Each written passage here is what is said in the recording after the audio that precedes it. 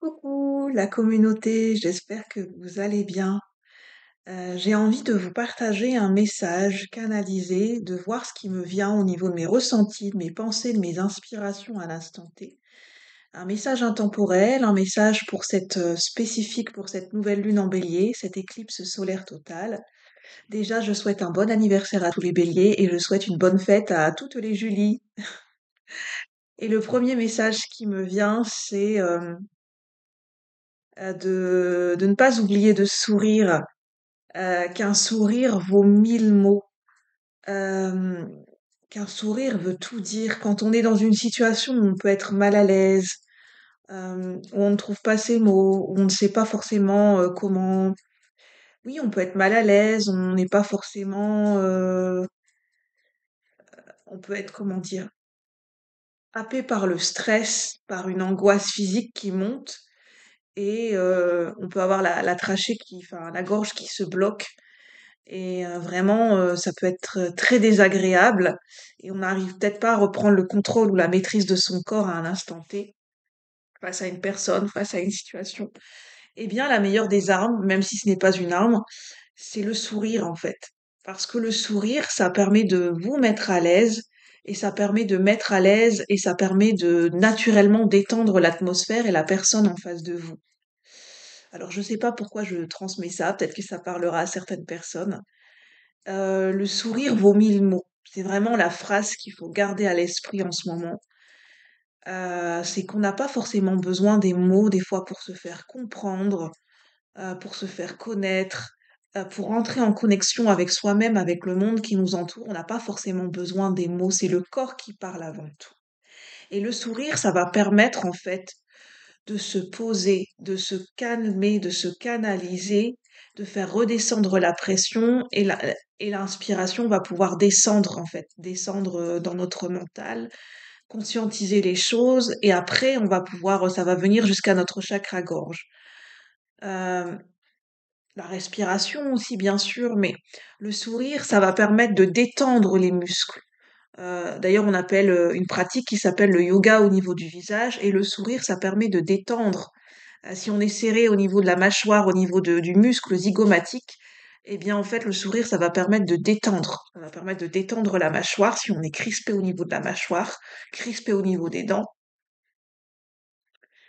Et en plus, si on est tout le temps crispé au niveau de la mâchoire, ben, on peut avoir mal aux dents, ça peut provoquer, enfin voilà, des cristallisations au niveau de la mâchoire, au niveau des dents. Et donc ça va permettre de détendre et ça peut permettre aussi de régénérer les cellules de la peau, bien que je ne sois pas médecin, mais c'est ce qui me vient et je pense sincèrement que le sourire a de grandes vertus. Ça permet de nous détendre, ça permet de détendre l'atmosphère, ça permet de générer des bonnes énergies en nous. Ça permet, de détendre certains muscles au niveau du corps. Ça permet de décristalliser du stress ou bien des énergies, bloquées au niveau du mental et de refaire circuler les énergies au niveau des inspirations, au niveau des pensées. Enfin, ça a beaucoup de vertus, le fait de sourire, le fait de s'entraîner, de penser à sourire au quotidien. Et là, je le fais naturellement, effectivement, je me rends compte que ça fait du bien. Et puis on se voit sous un autre aspect quand on sourit. C'est tout le visage, c'est les yeux qui s'illuminent et on se sent mieux avec soi-même, on se sent mieux dans sa peau et bah, on se sent mieux quand on se regarde dans le miroir en fait. Parce que des fois on peut avoir peur, bah, pour certaines personnes qui ont peut-être bref, je pense que ça peut concerner tout le monde. Des fois, il y a certains moments où au matin, on se lève, on se regarde dans le miroir, où on se retrouve pas forcément, si on a des traits fatigués ou on se trouve pas forcément apprêté et puis ça peut miner notre journée en fait. Et rien que le fait de sourire, c'est tout le visage qui va s'illuminer et c'est vos pensées qui vont s'illuminer et vous allez voir que au fur et à mesure des minutes et de la journée qui va suivre, vous allez voir que vos pensées seront différentes en fait.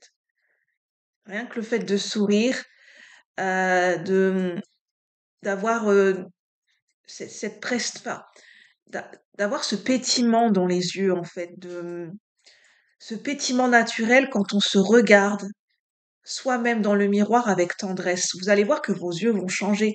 À partir du moment où vous allez vous regarder avec tendresse, que vous allez vous regarder yeux dans les yeux, avec vous-même, dans le regard, vous allez voir avec tendresse, vous allez voir un pétillement, vous allez voir beaucoup de douceur et l'âme qui va transparaître à travers vos yeux. Et en fait, ça change l'état d'esprit, ça change la donne. Et au niveau du corps, vous allez voir que ça peut générer d'autres énergies, ça peut même détendre un petit peu s'il y a des contractions musculaires, des crispations et des douleurs au niveau musculaire. Ça peut juste d'essayer de voir si ça peut détendre certaines zones qui sont un petit peu crispées au niveau musculaire, au niveau du corps. Euh, le fait de stimuler certaines parties, notamment bah, du visage, la respiration, au niveau le sourire au niveau des yeux, le sourire au niveau des lèvres. C'est, c'est le fait de sourire, en fait, c'est d'ouvrir, c'est d'être dans cette ouverture au niveau du corps. Et ça peut permettre aussi, en fait, c'est relié aussi à cette énergie au niveau de l'ouverture du cœur. Et généralement, un sourire, quand on a des personnes qui sourient, ça détend une atmosphère. S'il y avait une atmosphère qui était pesante, qui était tendue, où les gens n'osaient pas se parler les uns les autres, vous êtes dans une salle où les gens se connaissent pas, vous avez une seule personne qui sourit, qui vient en souriant, vous allez voir les gens, ils vont commencer à sourire. Tout doucement, ça va commencer à se décrisper. Les gens vont peut-être commencer tout doucement à se parler. Vous allez même observer l'attitude des gens. Vous allez voir que les gens, ils vont se détendre au niveau de leur posture, les épaules vont s'abaisser. Vous allez sentir une ouverture au niveau de corporel. Si vous observez l'attitude des gens, vous allez voir que qu'il y a quelque chose de différent qui va se passer au niveau de l'état d'esprit, de l'atmosphère, au niveau de la posture, au niveau du corps.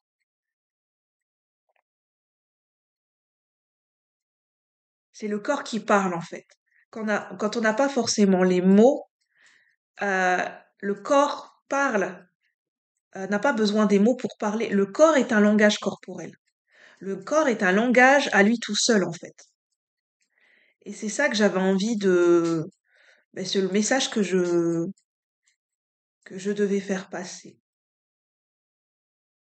C'est très important de penser à sourire parce qu'on en a tous besoin des autres. Un sourire, ça fait du bien à soi-même et ça peut faire du bien à une autre personne. On a besoin en ce moment de se regarder avec tendresse les uns les autres, de se sourire et douce, de s'ouvrir au niveau de la posture du corps.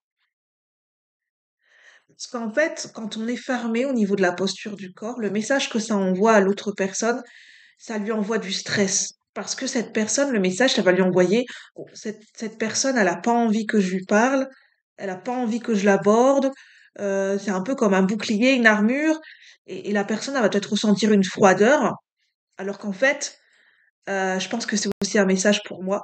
Alors qu'en fait, que vous êtes quelqu'un de très chaleureux, de très solaire, et que vous êtes quelqu'un de très sociable et que vous avez beaucoup d'énergie à partager. Mais en fait, il y a une posture de protection au niveau du corps qui fait que ça empêche les gens de venir vers soi des fois. Et c'est pas pour nous culpabiliser, c'est que c'est du stress en fait. C'est parce qu'on est stressé, on n'est pas à l'aise avec soi-même, on n'est pas à l'aise avec les gens, avec une situation, avec la foule. Et donc on se referme dans notre coquille, d'expérimenter tout doucement, de s'ouvrir au niveau du corps, d'essayer de voir un petit peu comment les gens réagissent, de dire bon, essayez de sourire. Au début, ce sera peut-être pas naturel. Essayez de capter le regard des gens sans forcément, enfin, vous voyez, sans forcément rester fixé sur quelqu'un avec le regard, parce que ça peut faire peur, mais juste des petits regards par-ci par-là où vous captez l'attention et l'intention de quelqu'un, vous montrez la considération que vous avez pour une personne, ou et hop, après, une fois que le regard est échangé, vous pouvez essayer un bonjour. Ça, c'est tout des petites choses qu'on a oubliées en fait, qui font qu'on est séparés les uns des autres et qu'on n'ose plus s'aborder les uns des autres. Et même dans la rue, j'ai remarqué, il y a cette timidité à dire bonjour. Même pour moi, hein, même se regarder les uns les autres dans les yeux, on sent que il y a une timidité, il y a une pudeur, comme si dans l'image, dans l'inconscient collectif, le fait de regarder quelqu'un d'inconnu ou d'essayer de lui dire bonjour, comme si ça serait mal perçu. comme si on nous a inculqué inconsciemment, ça ne se fait pas. Parce qu'il y a une méfiance. Parce qu'avec ce qui est véhiculé, bien évidemment, dans les médias, bien sûr qu'il faut faire attention, hein, il s'agit pas d'aborder n'importe qui comment dire, de faire confiance à tout va, c'est pas ça, il y a quand même un minimum de prudence. Mais simplement bah voilà, d'essayer d'avoir des petits regards, un sourire, un bonjour, et ça permettrait, bah, de se rendre compte qu'on n'est pas tout seul et que on serait plus à l'aise en fait, parce que moi par exemple, je suis quelqu'un qui n'est pas du tout à l'aise quand je me promène dans la rue. J'ai du stress en permanence. Le fait de capter le regard des gens, le fait de rien en fait, c'est le fait de me montrer, d'être vue. Je suis quelqu'un, c'est difficile pour moi je suis quelqu'un, j'ai envie de passer inaperçue, j'ai envie d'être discrète, j'ai pas envie de me faire remarquer et heu s'il y a une situation qui va faire que les gens vont me remarquer, je suis vraiment pas bien. Mais vraiment dans mon corps, je ne suis pas bien du tout, quoi. Je, et je suis sûre que je suis pas la seule de pas être à l'aise de se promener dans la rue, d'essayer de capter les regards des gens, enfin ou même, enfin oui, on n'est pas à l'aise, on n'est pas à l'aise. Il y a des gens en fait, on n'est pas à l'aise en société. On n'est pas à l'aise avec les codes de la société, parce qu'on raisonne pas avec les codes de la société, parce que on a une nature où on est beaucoup plus spontané. En fait, ce qui se passe et pourquoi on est stressé, parce qu'on s'oblige à répondre à des codes qui nous correspondent pas, en fait. Nous, en fait, c'est parce que les gens qui se ressentent comme moi, on a une manière de se connecter aux gens qui est tout à fait spontanée comme un enfant, en fait. Et ça, peut-être, la manière dont on se connectait aux gens, le fait qu'on est peut-être, trop avenant, trop volubile ou qu'on est un peu comme un enfant, bah, peut-être on a été critiqué par rapport à ça. Et de ce fait-là, notre, nature peut-être un peu trop enjouée, bah, on s'est refermé parce que, on nous a fait peut-être des remarques, ou bien on nous a montré avec un regard que c'était pas bien perçu et de ce fait-là, bah, on n'ose plus être soi-même, donc on n'ose plus s'ouvrir, donc on se referme, donc on est stressé, donc en fait on essaye de trouver, un code, on essaye de se comparer, on essaye de se calquer aux autres. En fait, on perd notre naturel et ce qui se passe, bah, c'est qu'après, bah, les gens qui nous ressemblent, bah, ils vont pas capter les signaux qu'on va envoyer, «Ah, on se ressemble, on a la même façon d'aborder la vie, on est quelqu'un de spontané et d'enjoué». Bah, en fait, ça va brouiller les signaux, en fait. Bah, simplement, je pense que d'être soi-même, bah, ça va permettre d'attirer les gens qui sont comme nous, en fait. Ça veut pas dire de pas être en contact avec des gens qui, comment dire? C'est bien aussi la différence, mais simplement, c'est important d'être avec des gens avec qui on est sur la même longueur d'onde, sur la même fréquence, où, on a la même sensibilité, c'est ça qui est important. On a besoin d'être avec des gens qui ont la même sensibilité que nous pour nous sentir beaucoup plus à l'aise, pour nous sentir libres d'être nous-mêmes et on se sent à notre place et ça, c'est important, en fait. Bah, c'est le message que je voulais nous transmettre à tous. J'espère qu'il parlera, qu'il résonnera et qu'il pourra vous aider ce message. Sur ce, n'hésitez pas à liker, à commenter, à vous abonner, pour faire grandir la communauté, pour me permettre, d'augmenter, enfin, ma visibilité sur YouTube, heu, parce que j'ai envie que mes messages soient transmis au plus grand nombre.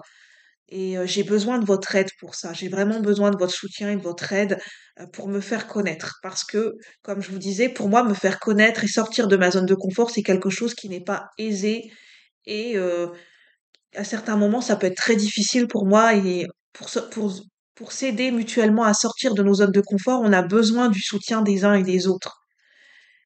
Sur ce, bah, je vous en remercie et je vous souhaite une bonne journée. À bientôt la communauté. Bye bye, merci.